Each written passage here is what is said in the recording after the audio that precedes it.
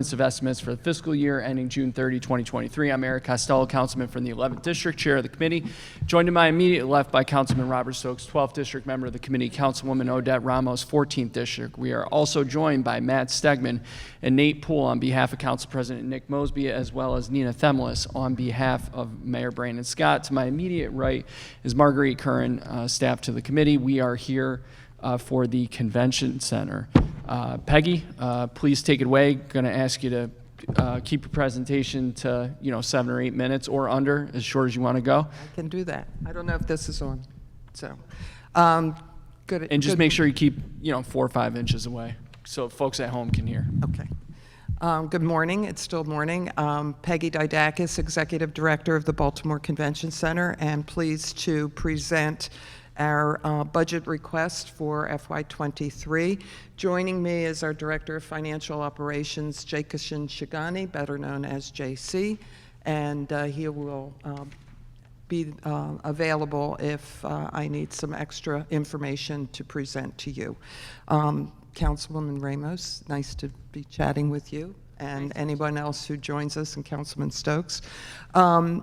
As you can see on our slide, service number 855, we are asking for $22.7 million in operating budget.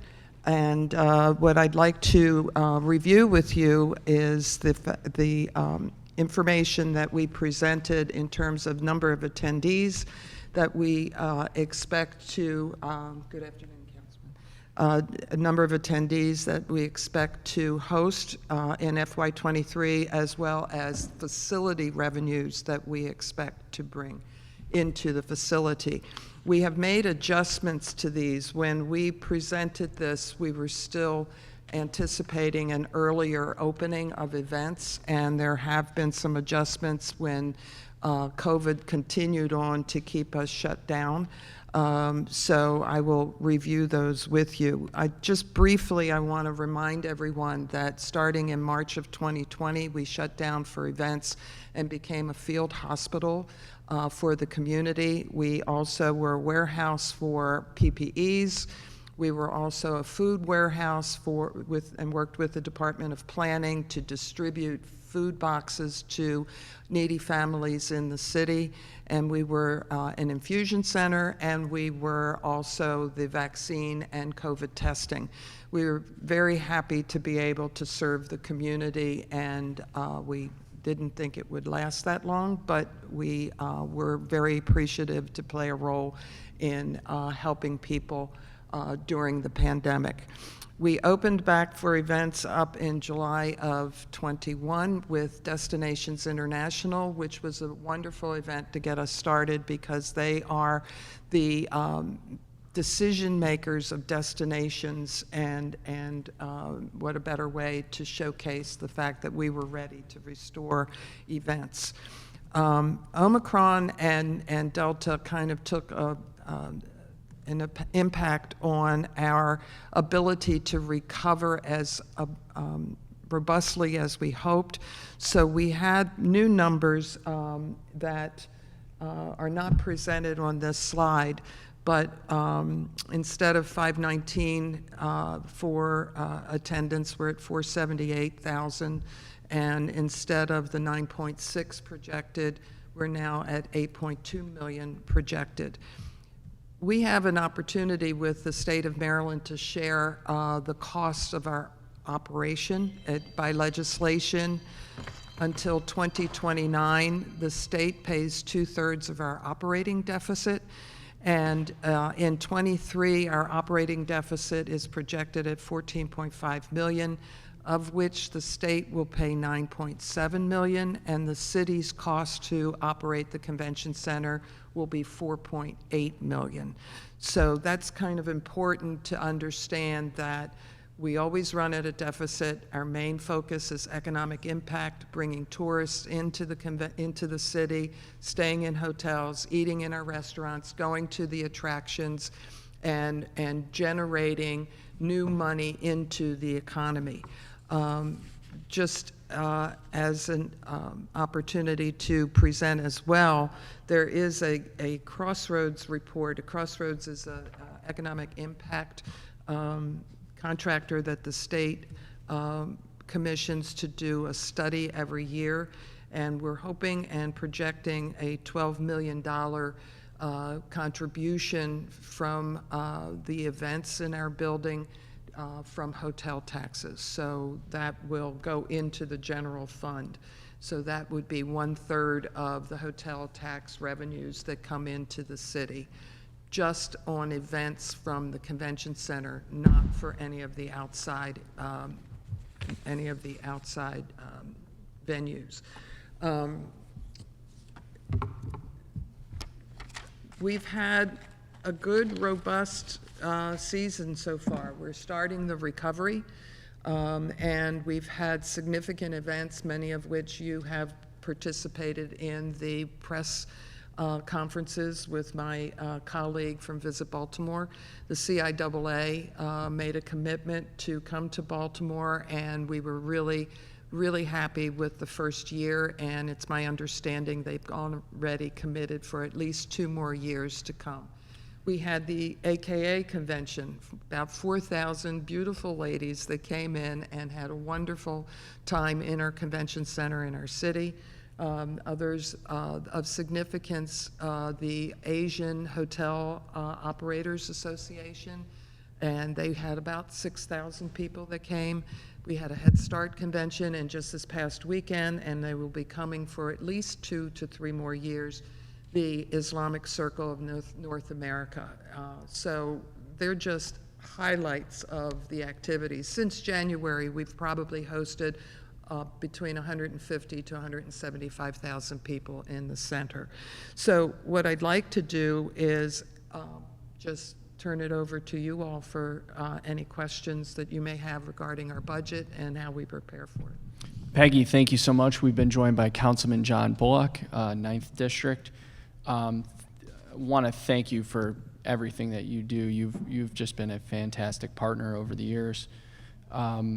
Also want to thank you for the support that you and Al Hutchinson provided, the Asian Hotel Association. I know I got Mr. Patel connected with some of you all, and I know they had from what I heard from Mr. Patel after, they had an excellent time, safe area, everything was good, very welcoming, so that's great to hear. Peggy, I am concerned about maintenance at the convention center. There's been some ongoing maintenance. I also have a gripe that is not necessarily directed at you. It has to do with the work that you're doing in the public right-of-way. I know there's a leak that's been there since I was in 96. So I was in, I was a freshman in high school. Show off. And that gripe is more with DOT, and I'm hopeful that we're going to get the specifics of the roundabout on the western end of South Sharp Street, directly adjacent to West Conway Street, straightened out, and I think we can get that worked out. I'm hopeful we will. But I'm concerned about the long-term maintenance, and I'm not talking about, and Bob, this is kind of specific for you because I know you're very familiar with these issues. I'm not talking about the long-term play here for the convention center. I'm talking about the stuff that needs to happen yesterday in terms of maintenance to make sure the facility is safe and can just continue to remain open and occupied. So, Peggy, I'm going to start with Bob. Can you just talk about that, what we have programmed, what you see on the horizon, and how we can better prioritize that? Yeah, sure. So there's, want to acknowledge that there's really not much, budgeted for all of that maintenance. There's a $200,000 requirement from the state that goes into a fund, but which is not nearly enough to kind of keep pace with the level of repairs. I would say my perspective on this, and I've worked with Peggy on this, there was a period of time where there was a big push to expand the convention center. And, not surprisingly, our office was a little bit resistant to that because we said, we've got a lot of space. Do we want to expand? I have to tell you, I'm shocked by that, Bob. I'm shocked to hear that. But our thinking was, if you're going to build a bunch of additional space and have debt service for a long term, there's got to be some kind of return on investment, which wasn't clear to us. Now that we're kind of post, in this COVID environment, I think what we've tried to agree on is there's a level of borrowing that we should do just to do some of the basic repairs and to kind of refresh the building without any further expansion. And so what happened was this year, actually, we have always had been budgeted for debt service costs to pay off the last round of refresh costs that goes back almost 20 years or beyond. And what Bob, real quick, what's the life on that debt service? Is that 30-year? it was a 20-year issuance, I believe. So is that resolved at this point? Yeah, and it fell off. It fell off.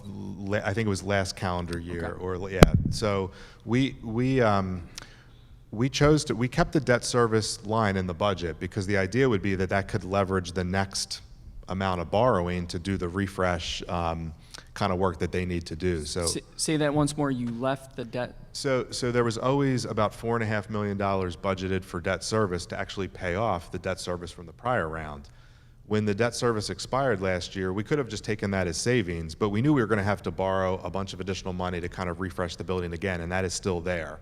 Now, that $4.5 million gets you, if you did a 20-year bond at current interest rates, it gets you, we did the math with our Treasury folks, it gets you like 70 to 80 million, I believe. Four and a half a year paying off. 4.5 year for 20 years. And would that 4.5 be adjusted for inflation down the road, or it's just a flat 4.5? No, it would be flat. So just in today's dollars, we would say, what would that get us in borrowed amount for this year? Now, that's 70 to 80 million or so. And again, it depends on interest rates and closing costs and transactional costs and a bunch of other things. So it can change a little bit. But, we've always thought that hopefully would also leverage some help from the state, that they would want to do their own something similar to do kind of the next round of refresh. So I think it's fair to say that's kind of where we are at the moment. I know we've talked about this internally, that we want to go and ask and say, hey, would the state be willing to do 2/3, basically kind of like our commitment, if we can get 70 to 80 million of borrowed funds, if the state would do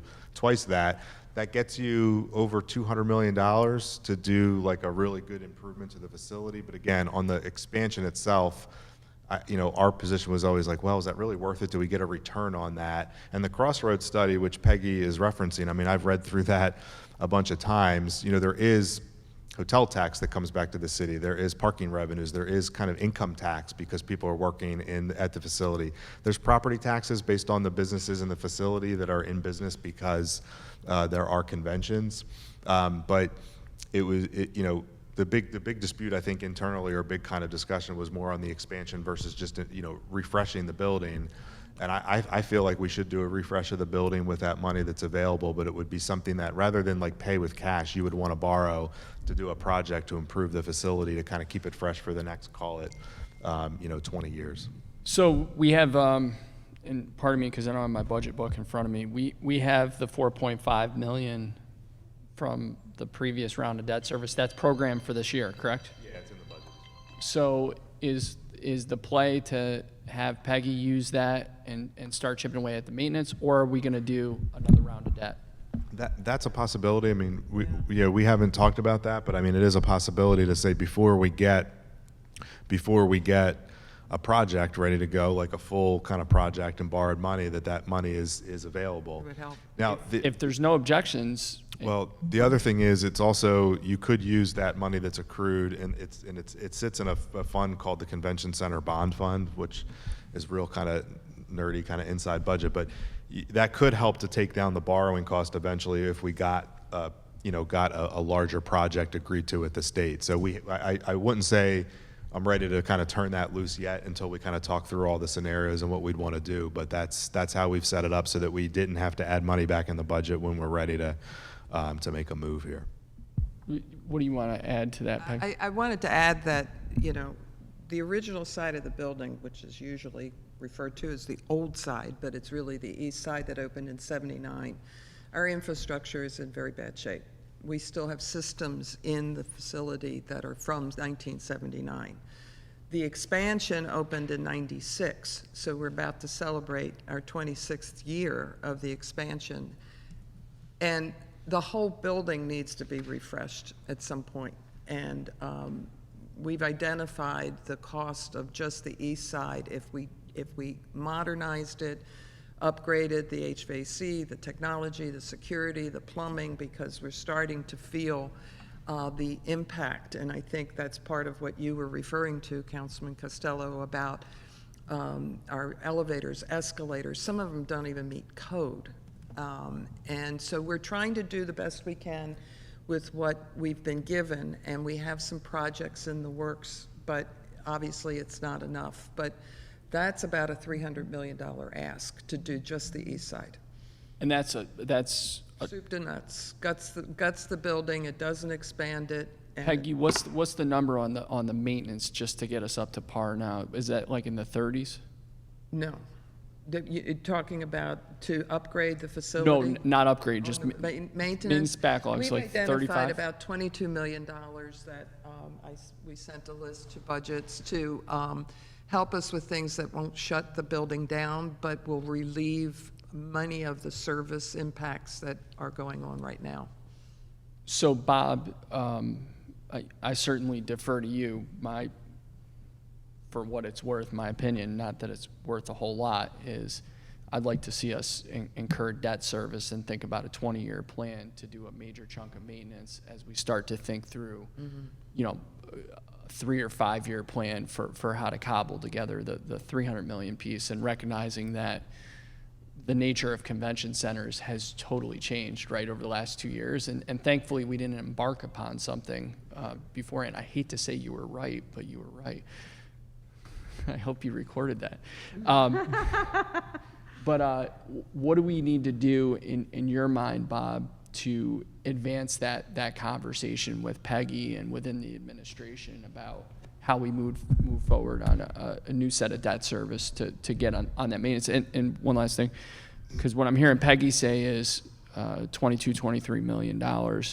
Just to do the general things without shutting the building down. Yeah, the roof, the conveyance, the security upgrades. So something in the $20 to $80 million range over a 20-year period, because I'm sure Peggy would take another 10 or 20 million and could find. I'll take a lot more than that. Should take 300. So.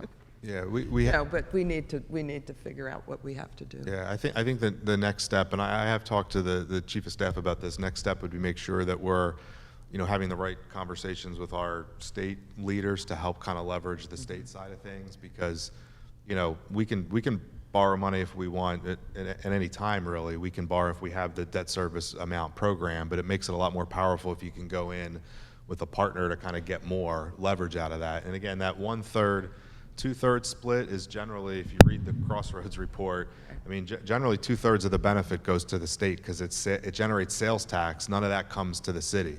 So if we're going to build and refresh this building, there's a big benefit that goes to the state. So you want them to be a partner, with you to kind of put in their fair share of it. It's in their interest too to have a strong convention center, again, mostly because of that sales tax is a big it's a direct economic impact for the state where we get none of that.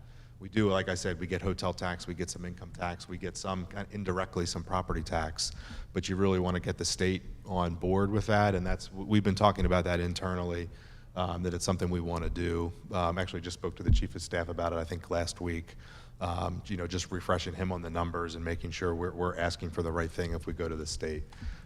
And again, I think what slowed the process down is there was kind of this dream scenario that, yes, I was on the other side of and said this is not a good idea, but I think that maybe cost us some time, frankly, this kind of dream scenario, building a giant new luxurious convention center. Maybe now we're kind of more focused on the practical, what do we need to kind of maintain the facility. When we say state leaders, are we talking about the administration, the General Assembly, or the Stadium Authority? I think all the above, I think. Okay. I think. And the Stadium Authority has been leading the charge with all of the different phases of the project, and then everything stopped when COVID hit. But we had a discussion with the head of the Stadium Authority the other day to reconvene the design team to see what we can do and how much it would really cost. We're going to stay on the same footprint. We can't expand it, but how can we become the best facility on that footprint and be functional? So the good news is the mayor's chief of staff is on the board of the Stadium Authority, 5-person board, and the state senator that represents the convention center is the Senate president. So I think it sounds like we're uniquely positioned to help advance that dialogue moving forward. I know we're not going to get anything done before the end of budget week, but it sounds like you're committed to advancing that dialogue. Is that correct? Yes, we've been working on this together. We're aligned on that. You know, Deputy for Economic Development has been involved in those conversations. So, Great. Yeah. Bob, can you circle up with me, say, by the end of June, just with an email, and let me know what the status is and how those conversations are going along? Appreciate it. Thank you. Appreciate everything. Colleagues? Councilwoman Ramos. Thank you, Mr. Chair. Thanks again for being here and for all you do. And really that pivot during COVID was obviously very important for so many people, saved a lot of lives. So thank you very much. We were able to keep our people employed because of the services that they provided, not only for the support of the field hospital and the operation, but we got a lot of projects done as well. So I was really Right. happy that we didn't have to lay anybody off. Well, and everybody knows where the convention center is, so they knew where to go for their testing and all of that. So and I know that there were some points also where it was raining outside, and so you let them in to other parts of the convention center as people were waiting in line. So super, super important. So thank you very much for doing that. My question is about the, maybe this is for Bob, on page 414 in the budget book. It just has revenue coming from the general fund and then the state money. And then I thought I heard that a third of the hotel tax revenue goes to the convention center. Is that the case? I just don't see it here under special funds, or is it coming out of the general? And we've been joined by Council Vice President Sharon Green Middleton, 6th District member of the committee, as well as Councilman Isaac Yitzi Schleifer, 5th District member of the committee. So, so yeah, there's a lot of pieces. Let me see if I can try to explain, and then please fill in the blank. So, the 40% of the hotel tax is required to go to Visit Baltimore, Correct. not the convention center, which is separate, and I think they're here this afternoon. So that's state law. As Peggy was explaining, with the convention center, we compare our revenues, and you can actually see there's a line in the revenue side of the budget called convention center income, convention Right. center rental income. We compare that versus the cost to deliver, to actually run the convention center. That difference between those two numbers, 2/3 of that the state reimburses us for. And so that's the state fund that you see in the budget is Okay. the 8.8 million. And you'll notice that in the 2022 budget, the state contribution was higher because our deficit was larger because we were shut down for part of the year. So Right. we're actually picking up more of the cost of the deficit this year just based on that comparison of revenues versus expenditures from year to year. So that's a pretty big swing item in the budget that we work with the convention center each year to just figure out what that is. There's really no service impact there. It's just a matter of how much Sure. the state will happen to contribute in any given year. Okay, no worries. So the number that we're seeing from the general fund is strictly general fund dollars. It doesn't include the hotel tax there. Yeah, Correct, okay, it's general fund. okay. And so the hotel tax revenue that the convention center gets through the activities of Visit Baltimore?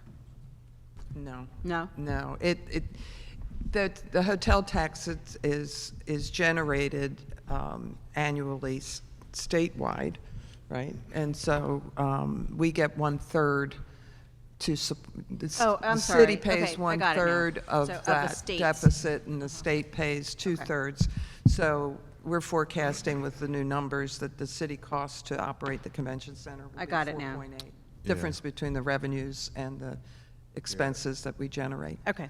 Some of the confusion too is that the hotel tax is pledged against any borrowing you do on economic development, but Right. it's not a certain amount has to go to convention center. But for Visit Baltimore, you have to appropriate 40% of the current year revenues, plus or minus an adjustment for how they actually ended the prior year, which I think they'll explain this afternoon. Okay, great. directly And then into it. my second question was, under the effectiveness indicator, percent of the convention center costs recovered through user charges or other revenue sources? Correct. What is that? Well, the rental, And we have 4 business partners. Food service operations is exclusive, telecommunications, audiovisual is as part of that, as well as temporary utilities. Oh, I see. And So- the city gets a commission Okay. for everything that they charge and sell to the events. So then, so you get your base 22 million Right. for operations.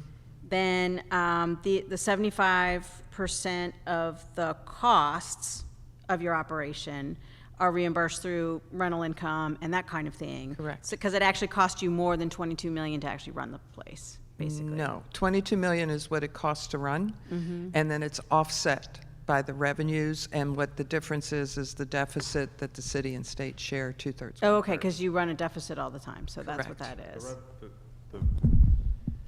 The revenue side of the income they generate is actually in the general fund budget. There's a line for it. Okay, yeah, I don't have the revenue side with me, but, so, okay, thanks. It's a math equation. So, The slide that you have shows what we projected before Omicron. So Okay. we've made the adjustment. It's a little lower, but we're hopeful because I have a great sales team and we work well with Visit Baltimore. We're doing incentives to get more business to come into the facility. So we're hopeful that our predictions are low and that we exceed the expectations. okay, great, thank you. Thank you, Mr. Chair. Thank you. Pat, I just have a question. I know during the COVID, a lot of agencies lost a lot of revenue. And I was wondering, did the convention center, did y'all end up with a deficit, or did you survive COVID-19?